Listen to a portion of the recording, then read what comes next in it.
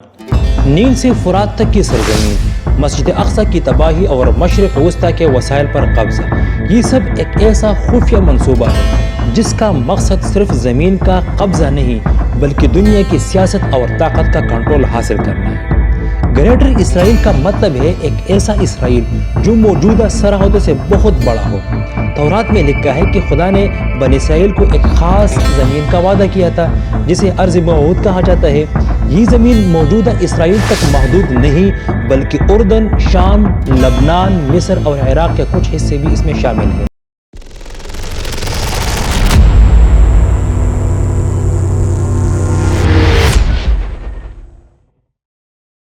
یہ کہانی اس وقت شروع ہوتی ہے جب اللہ تعالیٰ نے حضرت ابراہیم علیہ السلام سے کہا کہ اپنا ملک چھوڑ کر ایک ایسی زمین کی طرف نکل جاؤ جسے میں تمہیں دکھاؤں گا۔ اللہ تعالیٰ نے وعدہ کیا کہ وہ انہیں ایک بڑی قوم بنائے گا۔ ابراہیم علیہ السلام نے اس حکم پر فوراً عمل کیا۔ وہ اپنے اہل و عیال اور قریبی لوگوں کو ساتھ لے کر عراق کے شہر حر سے نکلے اور کنعان کی طرف روانہ ہوئے۔ ابراہیم علیہ السلام کے بیٹے حضرت اسحاق علیہ السلام اور پوتے حضرت یعقوب علیہ السلام کو بھی اللہ نے یہ خوشخبری دی کہ ان کی اولاد اس زمین کی وارث بنے گی۔ یعقوب علیہ السلام کے 12 بیٹے تھے جن کی نسل آگے چل کر بنی اسرائیل بنی، لیکن یہ وعدہ فوری طور پر پورا نہیں ہوا۔ حضرت یوسف علیہ السلام کے ذریعے بنی اسرائیل مصر چلے گئے جہاں وہ شروع میں عزت کے ساتھ رہے، مگر وقت گزرنے کے ساتھ فرعون نے انہیں غلام بنا لیا۔ مصر کا ظلم حد سے بڑھ گیا، لیکن اللہ تعالیٰ نے بنی اسرائیل کو حضرت موسیٰ علیہ السلام کے ذریعے رہائی دلائی۔ فرعون کے غرق ہونے کے بعد بنی اسرائیل مصر سے نکلے مگر پرامسڈ لینڈ تک نہیں پہنچے۔ ارض موعود تک پہنچنے کے لیے انہیں صحرائی سینا میں 40 سال بھٹکنا پڑا۔ موسیٰ علیہ السلام کے انتقال کے بعد حضرت یوشع بن نون نے قیادت سنبھالی اور بنی اسرائیل کو کنعان میں داخل کیا۔ کنعان میں داخل ہونے کے بعد بنی اسرائیل مختلف علاقوں میں بس گئے، لیکن وقت کے ساتھ وہ دشمنوں کے حملوں کا شکار ہونے لگے۔ بنی اسرائیل کے قبائل الگ الگ زندگی گزار رہے تھے اور ان کے درمیان کوئی مضبوط قیادت نہیں تھی۔ اللہ تعالیٰ نے اس وقت حضرت طالوت علیہ السلام کو ان کا بادشاہ بنایا۔ طالوت علیہ السلام کی قیادت میں بنی اسرائیل نے اپنے دشمنوں کو شکست دی۔ اس کے بعد داؤد علیہ السلام کی حکومت قائم ہوئی جنہوں نے یروشلم کو دارالحکومت بنایا۔ حضرت سلیمان علیہ السلام کے دور میں بنی اسرائیل کی سلطنت سب سے زیادہ طاقتور ہوئی اور انہوں نے یروشلم میں ایک عظیم عبادت گاہ ہیکل سلیمانی تعمیر کی۔ لیکن سلیمان علیہ السلام کے بعد بنی اسرائیل آپس میں تقسیم ہو گئے۔ سلطنت 2 حصوں میں بٹ گئی، شمالی اسرائیل اور جنوبی یہودا۔ اس تقسیم سے بنی اسرائیل کمزور پڑ گئے اور دشمنوں کے حملے شروع ہو گئے۔ 722 قبل مسیح میں اشوریوں نے شمالی اسرائیل کو فتح کر کے بنی اسرائیل کو جلاوطن کر دیا۔ کچھ عرصے بعد 586 قبل مسیح میں بابل کے بادشاہ بخت نصر نے جنوبی سلطنت یہودا کو بھی تباہ کر دیا۔ یروشلم کو برباد کر دیا گیا اور ہیکل سلیمانی کو مسمار کر دیا گیا۔ بنی اسرائیل کو بابل لے جا کر جلاوطن کر دیا گیا، جس پر میری تفصیلی ویڈیو موجود ہے۔ کئی سال بعد فارس کے بادشاہ سائرس نے بابل فتح کیا اور بنی اسرائیل کو واپس جانے کی اجازت دی۔ وہ واپس آئے اور یروشلم میں دوسرا ہیکل تعمیر کیا، لیکن وہ ہمیشہ دوسری سلطنتوں کے زیر اثر رہے۔ پہلے یونانیوں نے فلسطین پر قبضہ کیا، پھر رومیوں نے یروشلم پر حکومت قائم کی۔ رومیوں کے ظلم کے خلاف بنی اسرائیل نے کئی بار بغاوت کی۔ ہر بار ایک رہنما اٹھا، انہیں وعدہ شدہ زمین واپس دینے کا خواب دکھایا، لیکن 70 عیسوی میں رومی جنرل ٹائٹس نے یروشلم کو تباہ کر دیا اور دوسرا ہیکل بھی مسمار کر دیا گیا۔ بنی اسرائیل ہمیشہ کے لیے جلاوطن کیے گئے اور دنیا کے مختلف حصوں میں بکھر گئے۔ حضرت عیسیٰ علیہ السلام کے وقت بھی بنی اسرائیل نے امید باندھی کہ وہ انہیں آزادی دلائیں گے، مگر بنی اسرائیل نے ان کا انکار کیا۔ رومیوں نے عیسیٰ علیہ السلام کو صلیب دینے کی کوشش کی، مگر اللہ تعالیٰ نے انہیں آسمان پر اٹھا لیا۔ سن 70 عیسوی میں جب رومی جنرل ٹائٹس کی فوجوں نے یروشلم پر حملہ کیا تو یہودیوں کی تاریخ کا سب سے المناک باب شروع ہوا۔ رومیوں نے یروشلم کو جلا کر راکھ کر دیا اور یہودیوں کے مقدس ترین مقام دوسرا ہیکل کو بھی مکمل طور پر تباہ کر دیا۔ یہ واقعہ یہودی تاریخ میں تباہی کا دن کے نام سے جانا جاتا ہے۔ اس حملے میں لاکھوں یہودی قتل کیے گئے، جو زندہ بچے انہیں غلام بنا کر دنیا کے مختلف علاقوں میں جلاوطن کر دیا گیا۔ یہ جلاوطنی تقریباً 2000 سال تک جاری رہی۔ یہودی قوم اپنے عقیدے کے مطابق یروشلم کو ارض مقدس مانتی ہے، جس کا ذکر تورات میں موجود ہے۔ ان کے عقائد کے مطابق ایک دن نجات دہندہ مسیح آئے گا جو انہیں دوبارہ یروشلم میں آباد کرے گا اور خدا کا وعدہ پورا ہو جائے گا۔ یہودیوں نے اسپین، یورپ اور مشرق وسطی میں شدید مظالم برداشت کیے، مگر حالات میں اس وقت ایک بڑا انقلاب آیا جب ایک Australian Jewish journalist Theodore Herzl نے ایک نئی سوچ کا بیج بویا۔ ہرزل نے محسوس کیا کہ صرف انتظار کرنے سے کچھ حاصل نہیں ہوگا۔ انہوں نے یہودیوں کے لیے ایک سیاسی تحریک کا آغاز کیا جس کا مقصد یروشلم میں ایک یہودی ریاست قائم کرنا تھا۔ سن 1896 میں ہرزل نے اپنی کتاب دی جیوش اسٹیٹ لکھی، جس میں اس نے یہودیوں کے لیے ایک علیحدہ ریاست کی تجویز دی۔ اس کا ماننا تھا کہ اگر یہودیوں کو سیاسی طاقت حاصل کرنی ہے تو انہیں منظم ہو کر اپنی منزل کے لیے جدوجہد کرنی ہوگی۔ تھیوڈور ہرزل کے اس نظریے نے زیونسٹ موومنٹ کی بنیاد رکھی۔ برطانوی حکومت نے اعلان بلفور کے تحت یہودیوں کے لیے فلسطین میں ایک قومی وطن قائم کرنے کا وعدہ کیا۔ اعلان بلفور، جسے بلفور ڈکلیریشن کہا جاتا ہے، یہ ایک خط تھا جو 2 نومبر 1917 کو برطانوی وزیر خارجہ آرتھر جیمز بلفور نے یہودیوں کے رہنما لارڈ ویلشائر کو لکھا تھا۔ اس خط میں برطانوی حکومت نے یہ وعدہ کیا کہ وہ فلسطین میں یہودیوں کے لیے ایک قومی وطن قائم کرنے کی حمایت کرے گی۔ یہ خط پہلی جنگ عظیم کے دوران لکھا گیا جب برطانیہ خلافت عثمانیہ کے خلاف لڑ رہا تھا۔ یہ اعلان زیونسٹ موومنٹ کے لیے ایک بڑی کامیابی تھا جو فلسطین میں یہودیوں کا قومی وطن بنانے کی جدوجہد کر رہی تھی۔ فلسطین میں عرب آبادی اس اعلان کو اپنی سرزمین پر قبضے کی بنیاد سمجھتی تھی۔ اعلان بلفور فلسطین میں یہودیوں اور عرب کے درمیان کشیدگی کی بنیاد بنا۔ زیونسٹ موومنٹ نے 19 اور 20 صدی میں طاقتور سلطنتوں کے ساتھ گٹھ جوڑ کیا اور فلسطین میں یہودی آبادکاری کے منصوبے شروع کیے۔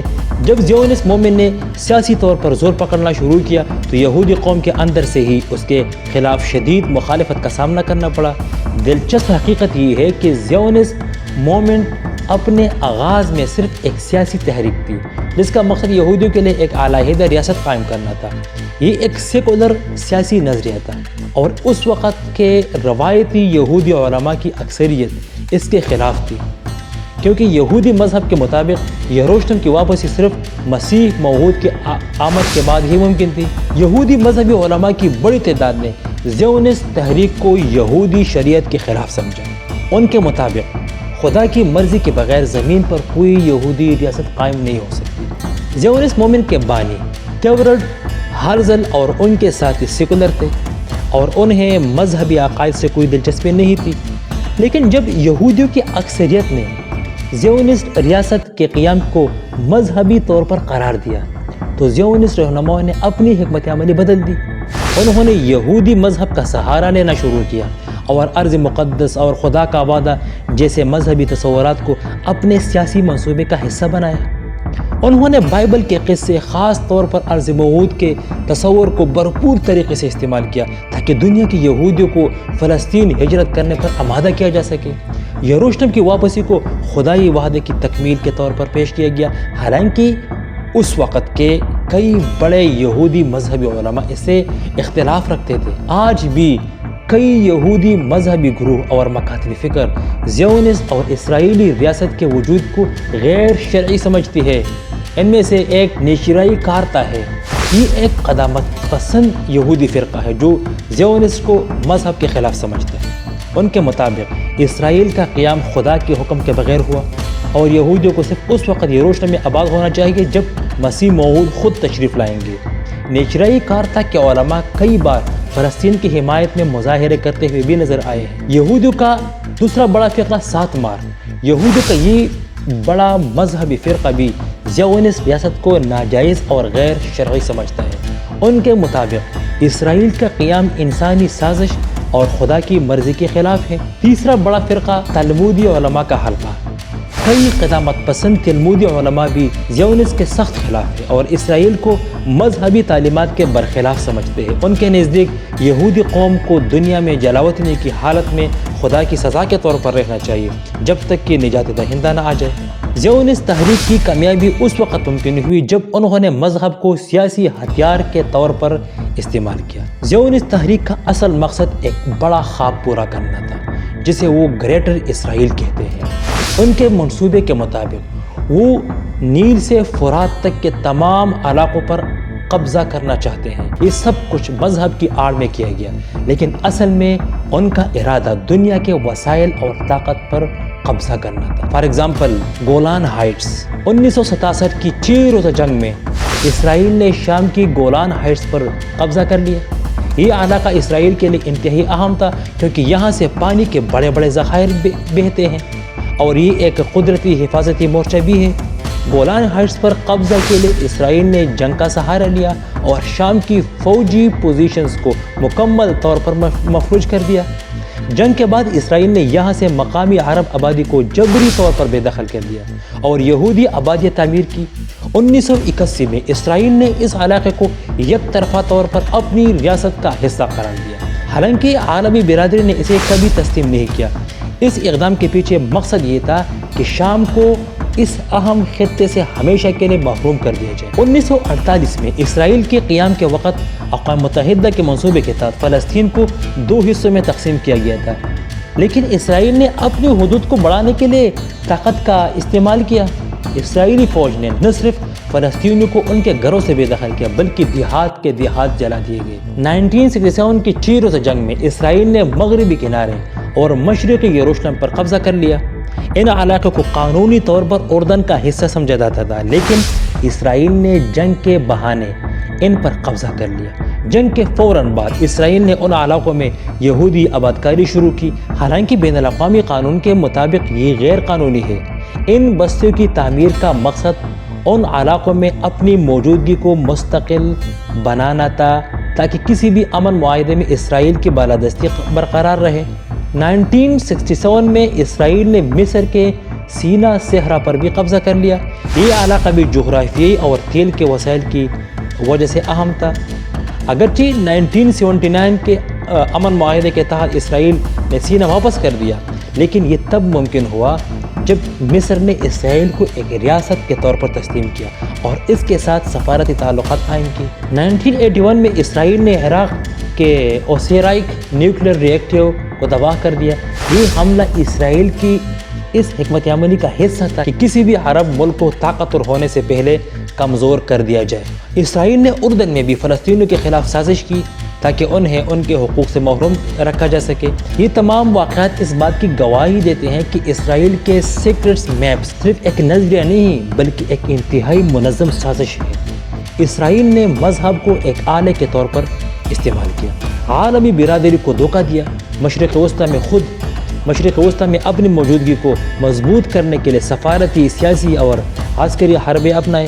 ان کا مقصد صرف زمین پر قبضہ نہیں بلکہ پورے خطے میں بالادستی قائم کرنا ہے۔ زیونسٹ تحریک کا حقیقی مقصد صرف اسرائیل کے قیام تک محدود نہیں تھا بلکہ پورے مشرق وسطی کو اپنی طاقت کے تحت لانا اور اس خطے کو اپنے سیاسی، اقتصادی اور عسکری مفادات کے لیے استعمال کرنا تھا۔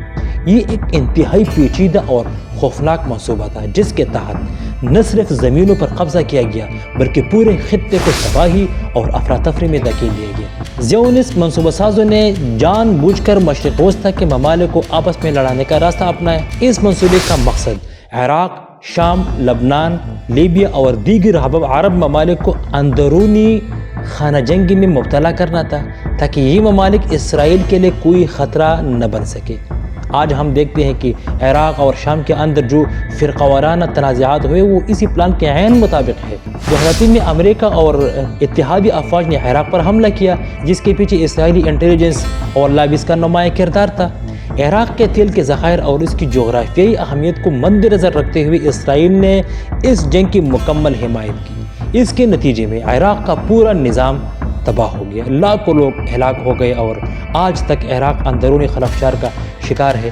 یہ سب کچھ اسرائیل کے اس منصوبے کا حصہ تھا کہ خطے کے طاقتور ممالک کو تباہ کر کے اپنی بالادستی قائم کی جائے۔ شام میں جاری خانہ جنگی کی بنیاد بھی زیونسٹ منصوبے کا حصہ ہے۔ 2011 میں شروع ہونے والے مظاہروں کو جان بوجھ کر عسکریت پسندی کی طرف دھکیلا گیا اور اسرائیل نے خاموشی سے ان گروہوں کو سپورٹ کیا جو شام کی حکومت کے خلاف لڑ رہے تھے۔ شام کے مختلف حصوں میں موجود تیل، گیس اور پانی کے وسائل پر قبضہ کرنے کے لیے اسرائیل نے مختلف عسکری گروہوں کو مدد فراہم کی۔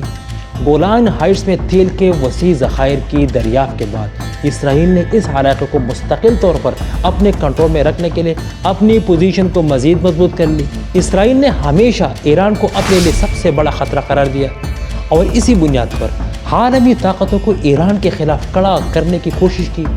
اسرائیلی انٹیلیجنس موساد نے ایران کے ایٹمی پروگرام کو ختم کرنے کے لیے کئی خفیہ کارروائیاں کی۔ لبنان میں حزب اللہ کے خلاف جنگ اسرائیل کے لیے ایک بڑا چیلنج ثابت ہوا۔ 2006 میں اسرائیل نے لبنان پر حملہ کیا جس کا مقصد لبنان کو کمزور کرنا اور وہاں کے عوام کو اسرائیل کے خلاف مزاحمت سے روکنا تھا۔ اس جنگ کے دوران ہزاروں لوگ جان سے گئے اور یورپ اور پورے ملک کا انفراسٹرکچر تباہ ہو گیا۔ اقتصادی اور ماحولیاتی وسائل پر قبضے کے لیے اسرائیل نے خطے کے پانی، تیل اور دیگر قدرتی وسائل پر قابض ہونے کے لیے کئی منصوبے ترتیب دیے۔ اردن کے دریا کا پانی اسرائیل کے لیے انتہائی اہمیت رکھتا ہے اور اس کے وسائل پر قبضے کے لیے اسرائیل نے فلسطینیوں اور اردنیوں کے حقوق کو مکمل طور پر نظر انداز کیا۔ اس طرح گولان ہائٹس کے نیچے موجود تیل کے ذخائر اور لبنان کے سمندری علاقوں میں دریافت ہونے والی گیس کے ذخائر پر بھی اسرائیل نے دعوے کیے ہیں۔ یہ سب کچھ کسی مذہبی بات کا حصہ نہیں بلکہ اصل میں وسائل کی جنگ ہے۔